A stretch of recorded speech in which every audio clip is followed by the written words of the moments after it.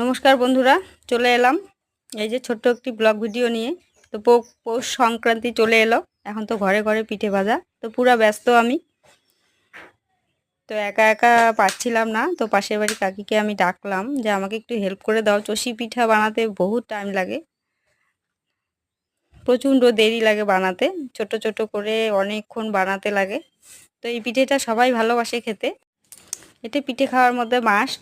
এই পিঠে সবাই ভালোবাসে, বাচ্চা কাচ্চা থেকে বুড়ো অবধি। তো এই পিঠেটাই শুরু করলাম প্রথমে। তো এটা প্রায় 1 ঘন্টা লেগে গেল বানাতে বানাতে। তারপরে আমি গ্যাসে এদিকে দুধ বসিয়ে দিয়েছি, দুধ বসিয়ে দিয়ে যে পিঠেগুলো এখন দিলাম। তো চষি পিঠে রেডি হয়ে গেল। এদিকে আরও অন্যরকম পিঠে বানাতে হবে, মালপুয়ো, পাটিজোড়া, সাদা পিঠে। তো বহুত টাইম লাগছে, ভাজতে ভাজতে রাত 12টা বেজে গেল।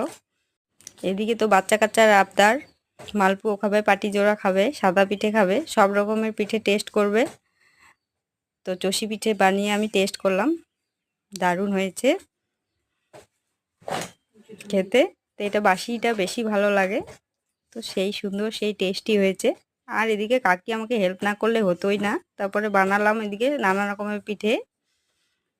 এখন বাচ্চা কাচ্চাও খুব খুশি, মহা আনন্দে এরা খেলো। আমার আরও 2 দিন যাবে,